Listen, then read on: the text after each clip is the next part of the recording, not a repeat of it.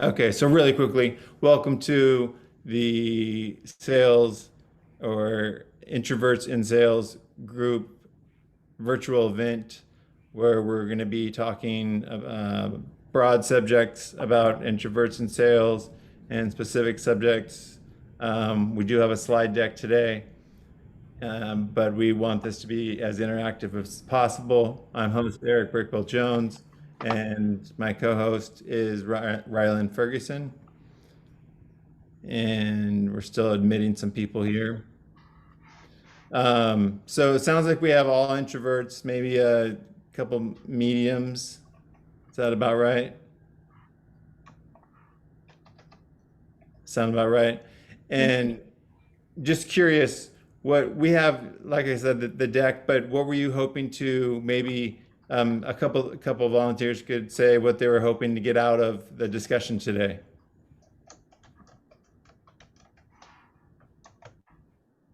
Honestly, just curious to see what insights there might be to be had. Okay, great, great. Uh, Yeah. for me to see how other introverts are doing, the sales, because it looks like this profession is for, selling is for extroverts. Uh, so how are the other people dealing with it when your energy is drained by just trying to network? How do you cope?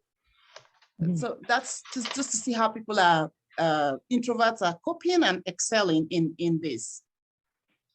And are we all in sales here, or at least does sales touch some of your responsibilities in some capacity?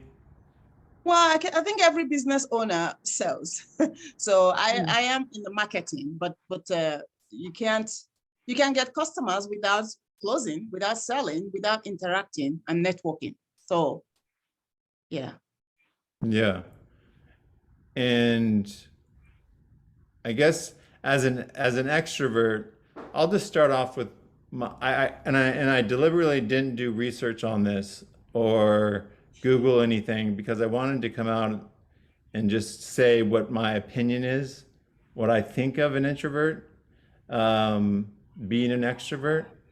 I think of an introvert as being maybe a little more reserved, maybe getting gaining more happiness, endorphins, dopamine from alone time, not from being center stage at a party or being around large groups or being in control, maybe hosting an event like this today.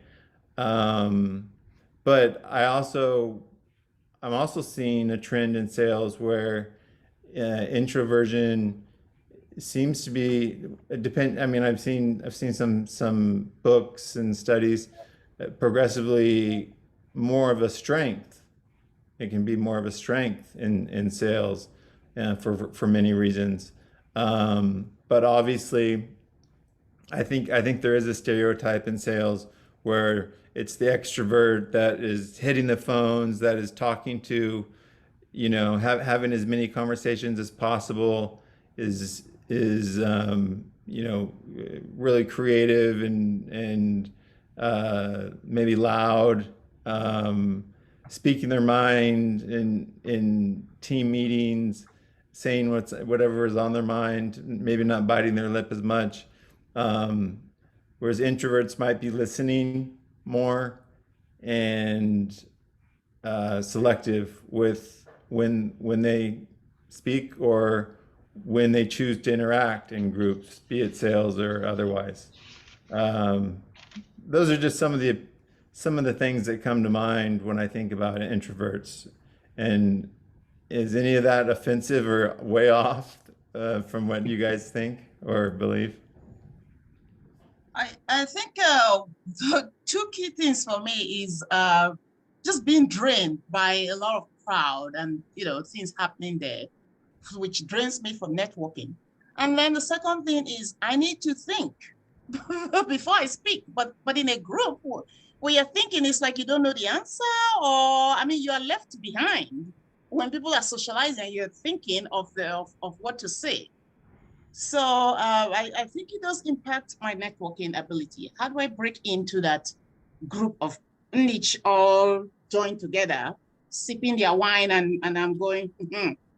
So things, I would like to learn how other people are coping with things like this. And I'm curious, and what is your name again? Abigail. Abigail. Do you attribute that to introversion or more social anxiety? I think it's introversion because I mean, Introversion. social anxiety. Does that do you have to think before you speak? I, Yeah. I think of introversion as more baked into a person, and social anxiety is something that everyone experiences, but I'm not sure. Maybe introverts experience it on a higher level. That's how I think about it. But Well, um, to build on what Abigail has said, there are many times I go home from a networking event and go, oh, I should have said this, I should have said that, because it Yes. takes a while for that processing, especially with new ideas or new conversations to go, oh, I hadn't thought of that. And then take that time to think and then say, oh, well, this is what I should have said, or this is what I think. And so oftentimes I will, after an event, I'll make sure I get emails and such, and then share my ideas or my thinking afterwards and continue the conversation that way. And that's how I've partly gotten gotten around that need to think while in a social setting. I see, I see. And as I'm kind of opening the gate for this whole meeting and conversation, Ryland, do you have any maybe insights or maybe opening questions that might be better suited to open the conversation? Sure. Yeah. One thing I think might be useful just to set the stage for the whole discussion is to really think about kind of how we define the terms introvert and extrovert, and what is separate from being one of those things, and then the traits or characteristics that sometimes can be aligned to those things. So really, and I say this, I'm not a licensed clinical psychologist. If anyone here, put your hand up so we know. But my understanding, and the where your battery gets charged. So it's an opportunity to think about if you feel that you are recharged and ready and energized by going out and being in public and interacting and discussing with people, then that really tends to be more the person who's an extrovert. And if you get that recharge or that energization, I guess, from being at home and having quiet time, or being in a place where it's just maybe people that you love and trust really well, then that tends to be more of an introvert. And then separate to that, then are traits and things that we evolve because of where we get our energy from. So if you tend to gravitate more toward that quiet space by yourself, individualism, you might not, but you might also be a little shy, or you might experience a little more social anxiety, or it might you might have fear around making a phone call or talking about yourself in a certain way. Those characteristics aren't necessarily defined by being an introvert. Every introvert's a little bit different. As some people shared, you kind of feel like you're on a spectrum. You're somewhere in the middle, maybe. But as we discuss some of this stuff and where we go with it, I just would be interested to hear people's thoughts about, what are some of the behaviors or the characteristics that then get sort of baked into you because you're an introvert, and how do you feel like that helps you or hurts you a little bit as you go into the world of business and the world of sales?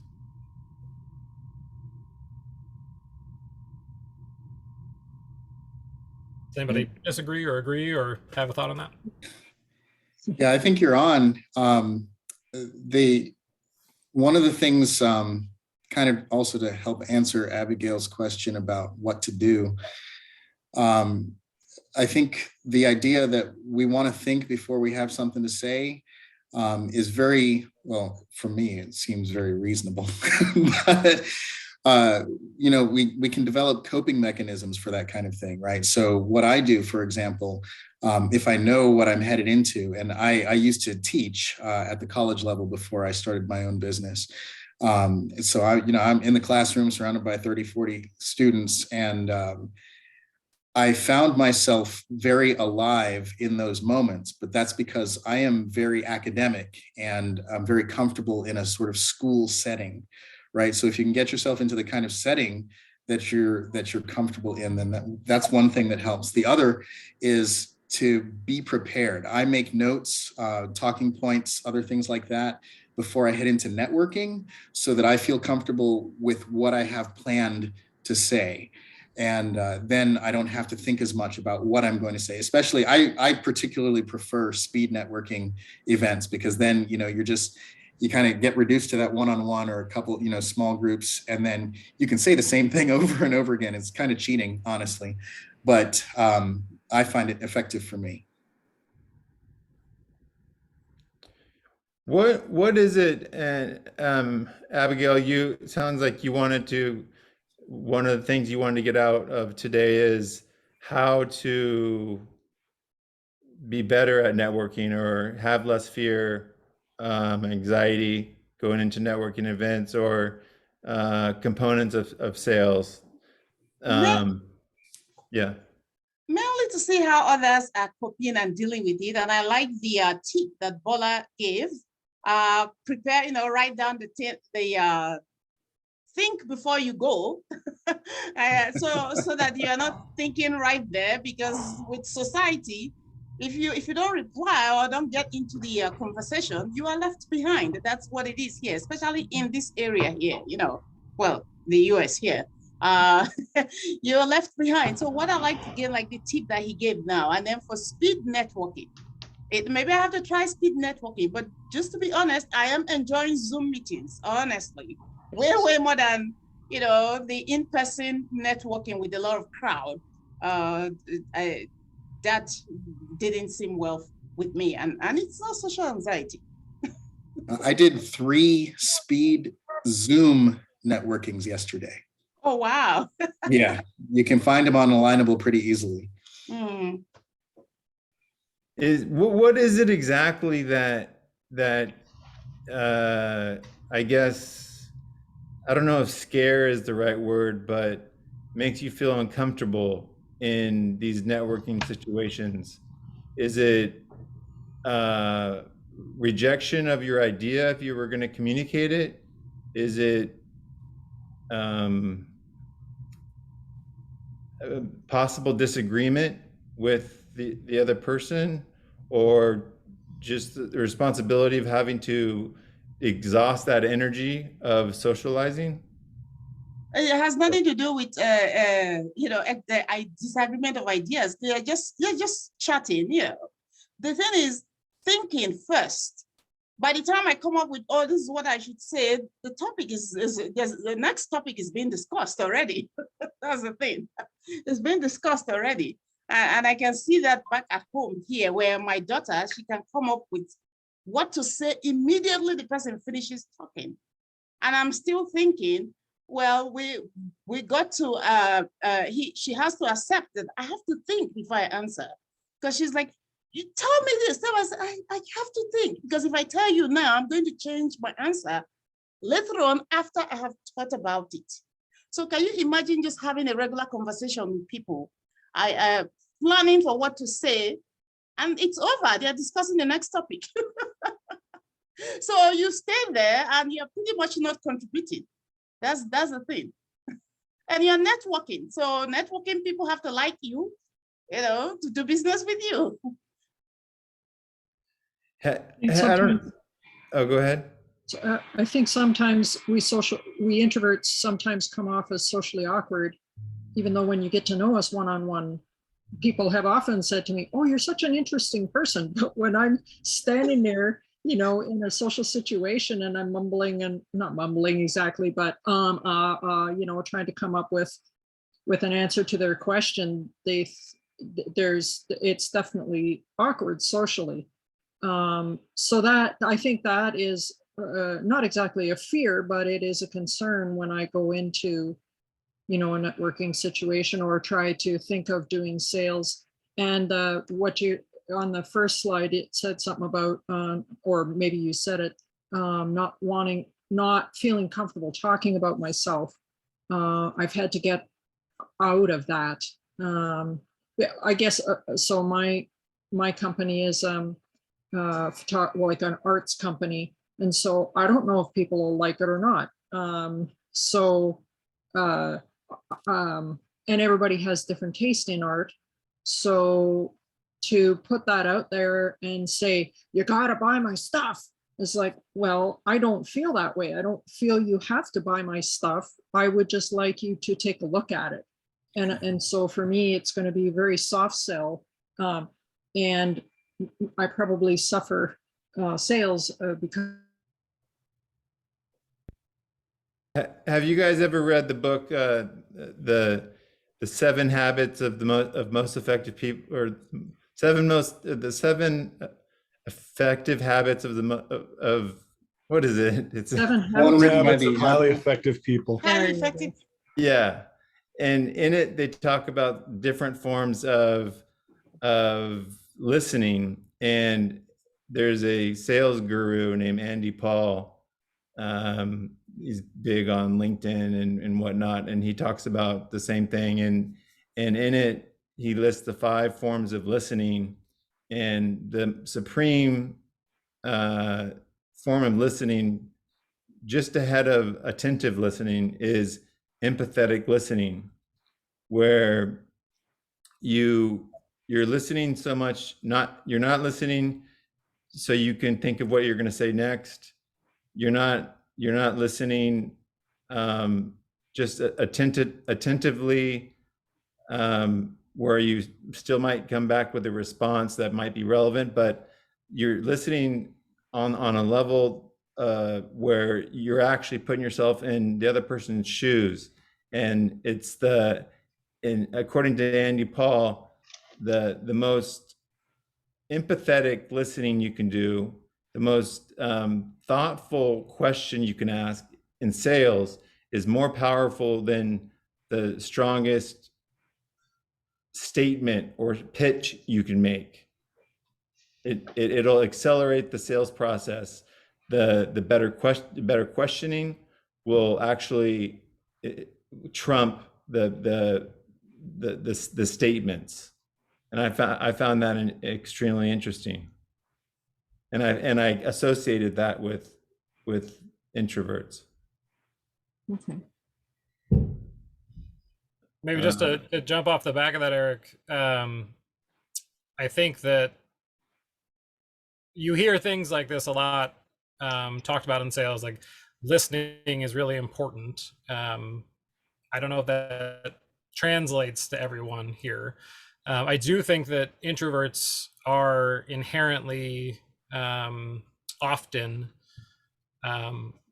more likely to be good listeners in a lot of ways. I know for myself, growing up, like I was always, because I didn't want to share necessarily right away, I was often just sitting and observing and listening. And because I was paying attention to everyone else and I wasn't paying attention to myself, I could see where this person had a blind spot to this person's argument and vice versa, or I could sort of get a better picture of everything that was happening. So I do think there's some elements to that for introverts, and I don't know if that resonates with anybody else, that you do tend to have maybe a more holistic or maybe a more open mindset because you aren't necessarily sitting in the corner thinking about yourself or what you're doing. To speak to some of the elements that people have mentioned in networking and sales, I think an important aspect of any of that, and it speaks to how you then listen, but it's what's your goal when you go into these conversations. Is your goal just to show up and talk about yourself so that more people know about your business? Is it your goal to show up and give a quick pitch and hope that that makes some connection with people? I don't think that works very well. Usually what I find most effective in any conversation, but particularly in sales, it's how quickly you can get to what matters to this person that you're talking to, what they're interested in, which is usually themselves, whether or not they're an introvert, and to understand what it is that's going on in their lives. And if there's then some sort of rich area for you to connect to what you do that might be helpful to them or might be a potential solution to them, then it's great to really kind of go into some of the ins and outs of how that works. And I think the listening part really comes alive when they're talking about those problems, being able to do that real big step back and not be thinking about what you're going to say next, but thinking about, okay, what is it they're actually saying? They're saying, oh, my business is going well, but this and this and this are an issue. What are they getting at? Sometimes there's a layer on top of that. And I think that's one thing that introverts can often suss out really quickly because they're listening so well. And because they're not trying to be maybe as bombastic or as quick to have a witty response or something along those lines, I think that's one area where listening can really be useful in selling, because it's really about what I think selling is about, which is what does this person care about, and how do we connect to that as soon as possible. Yeah, I think you're spot on there. And there's a term, ZOR, Z-O-R, zone of resistance, that people go in. Let's say you go into a mall, a kiosk or something at the T-Mobile store, and someone jumps at you and says, "Hey, can I interest you in our new X5000 phone? We have a sale on it today, $99." You're probably gonna say, you know what? I'm just looking right now. Even though you got up today and you wanted to get that phone, you get into a zone of resistance. And so sometimes having that time to think what might be the best situation here versus just, and maybe that's part of it, is the immediate gratification versus delayed gratification. The immediate gratification, maybe, I'm not sure if this is associated more with extroverts or introverts, but immediate gratification being, I want the sale. I'm just gonna jump at the person and communicate what I want to say because I want the incentive. But the introvert, maybe if that is true, that there's more of a delayed gratification component to introverts, might think, oh, I don't want to put them in the zone of resistance. I want to let them maybe come to me, and that's a small sales example, more transactional sales.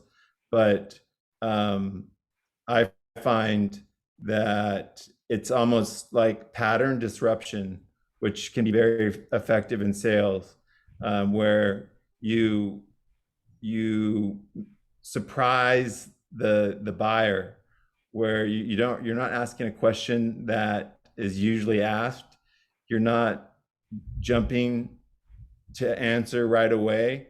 You're more quiet. It's almost as if you don't care if you get the sale or not, and they're attracted to it.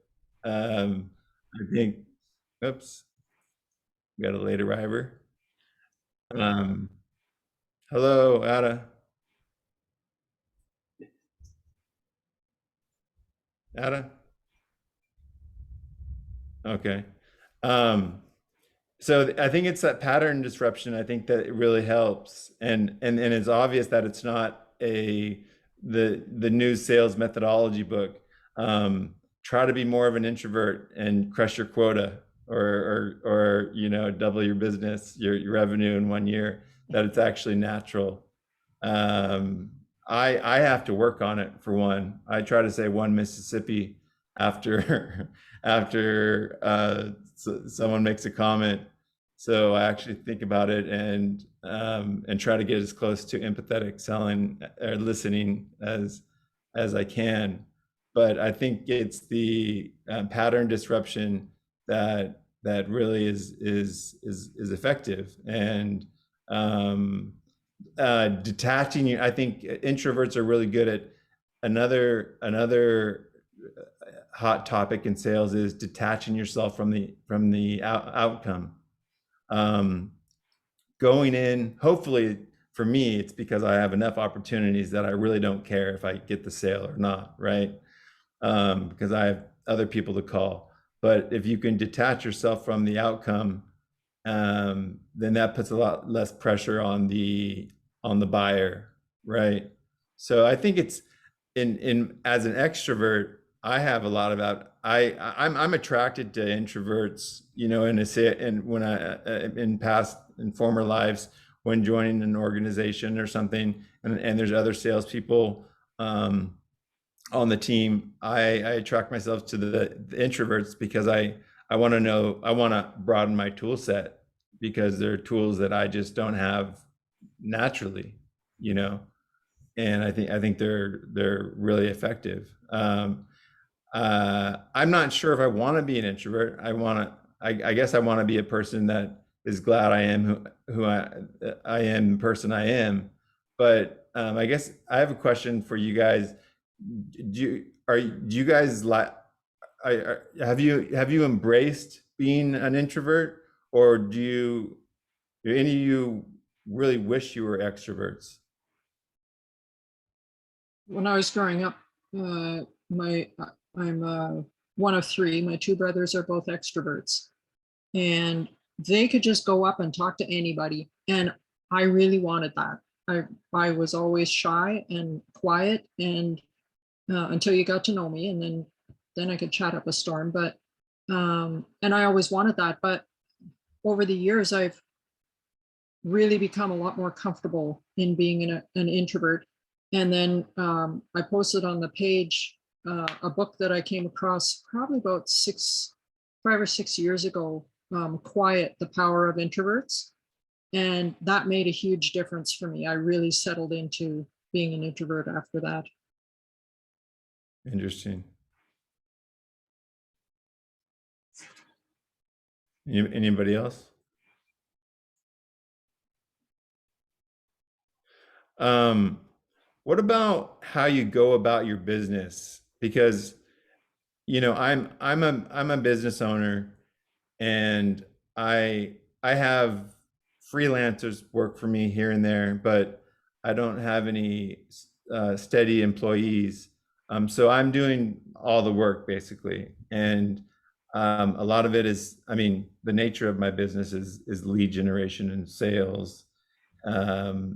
So, you know, I'm obviously doing a lot of the traditional sales responsibilities, which include cold calling and awkward conversations, perhaps because you don't know the person. Do you guys find in your business that you rely on different methods that an extrovert or someone that is involved in a conversation, you know, more in-depth conversation than a high-level conversation about this would get into, other than cold calling, or do you guys feel comfortable cold calling, or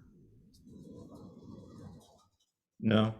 No. I think that for me anyway, I prefer like to be in a network talking than I do making cold calls, because I feel like you're building more of a relationship than you're on the phone trying to sell yourself in a 5 minute window or whatever that window is that they're willing to listen to you.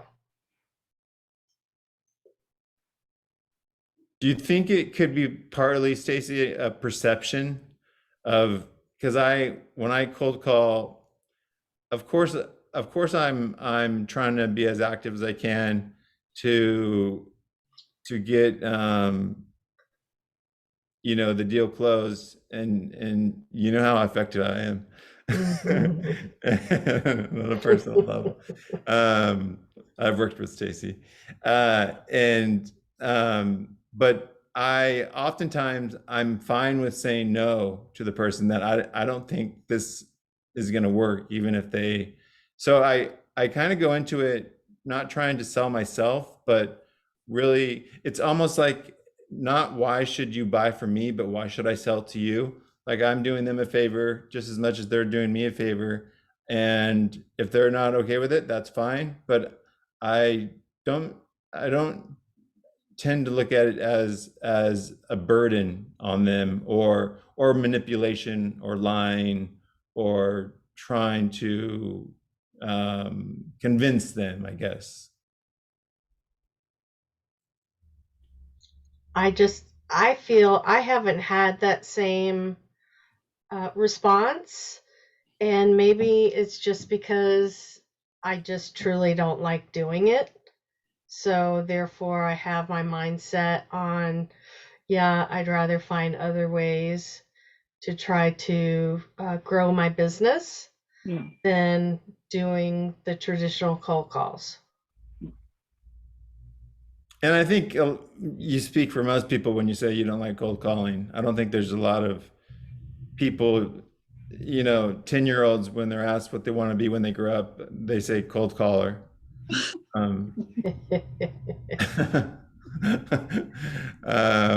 So extrovert or introvert, I think, I could see both sides. Can I jump in with something on that, Eric, too? Yeah, go ahead, Rylan. Go ahead. I've been kind of stealing the mic. No, it's fine. Totally fine.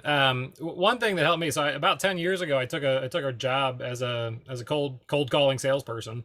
And again, as an introvert, not a natural fit. I was the person who didn't want to call and order the pizza because I was too, it just didn't work for me. I was shy and that wasn't comfortable. I was just not inclined to do that.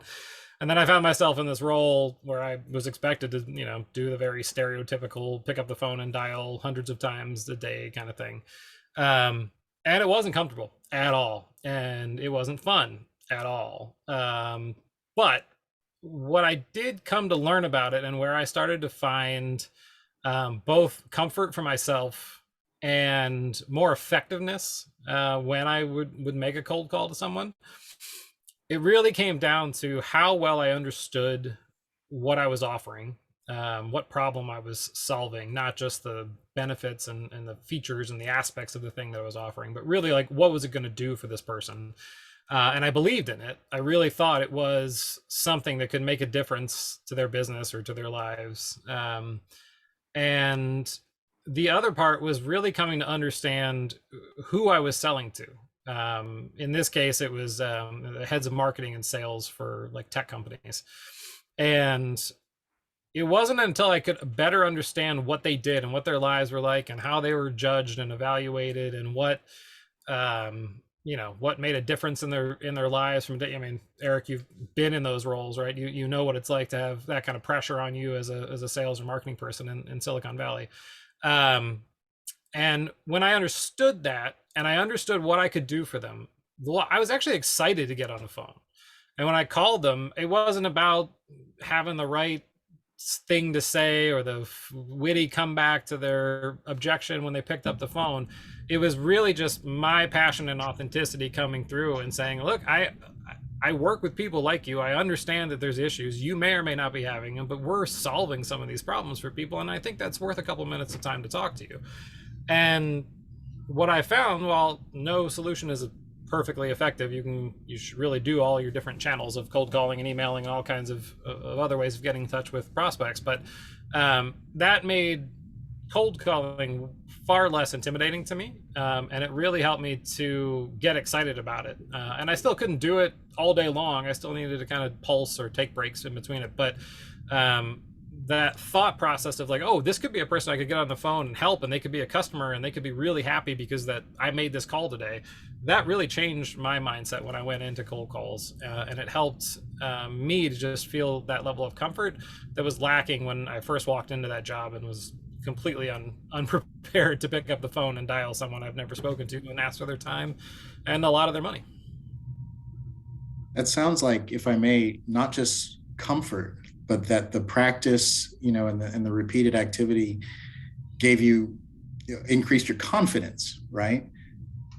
So knowing your product that well, knowing your audience or your market that well, gave you the confidence to be able to go into these calls more powerfully than you would have before.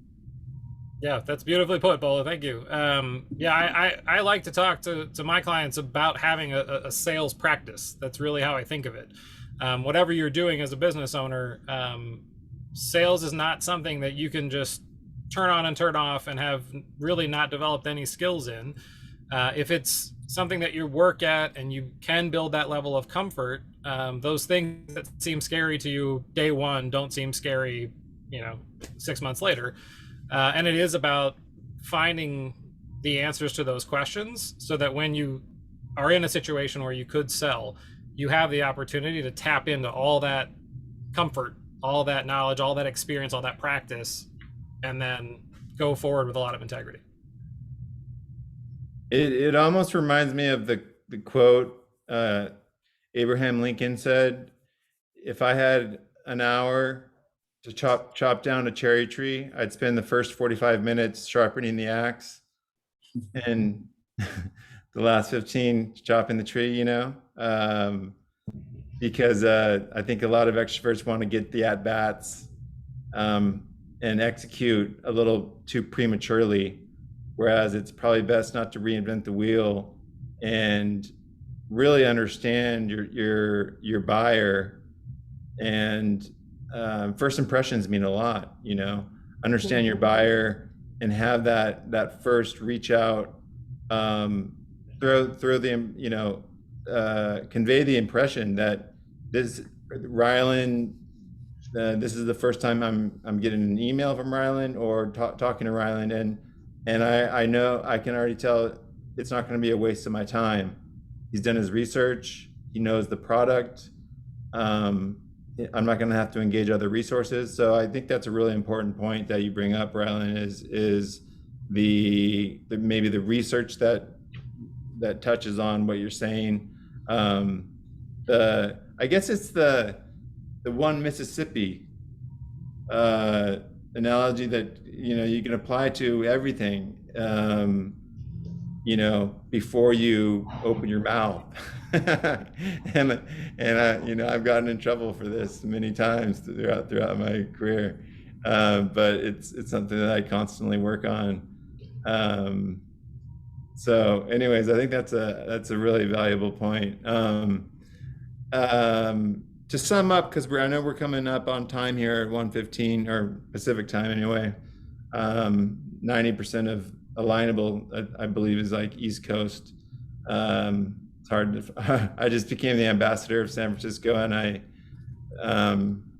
I'm trying to find other people in San Francisco to go to events. But anyway, so 4:15 your time. Any concluding comments? Anything? Maybe inspiring quotes or anything that you guys want to say?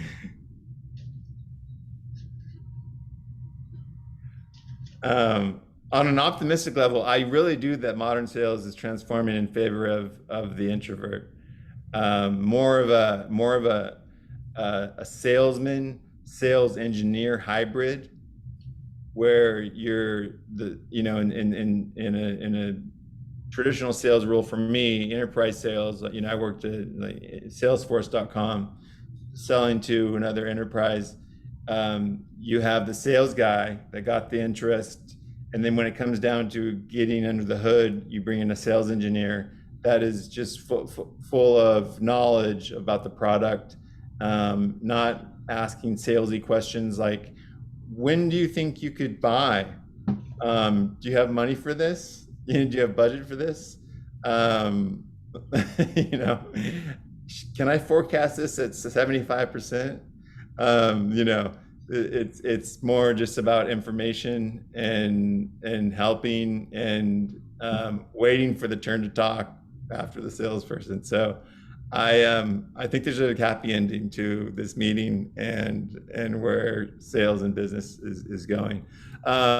So contact me for the recording of this event. I'm gonna upload it. I'm gonna put it on YouTube.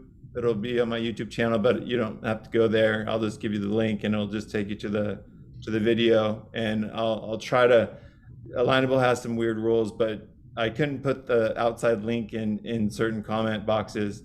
because it said don't put personal information in the boxes. So I'll try to put the YouTube link on a post or in a link, whatever I can think of. But if not, I'll make a post saying just DM me and I'll give you the YouTube link. Okay. And this was a short conversation. I think we could probably have a part 2 to this. So if anybody, I encourage you guys to reach out to me, to Rylan, or post yourself, and I'd like to explore this further and you know, have more events with you guys. Awesome. Yeah. Thank you. Thank you. Alright, thank you so much. Yeah, I hope you found it Bye, valuable. everyone. Okay, Bye. bye-bye.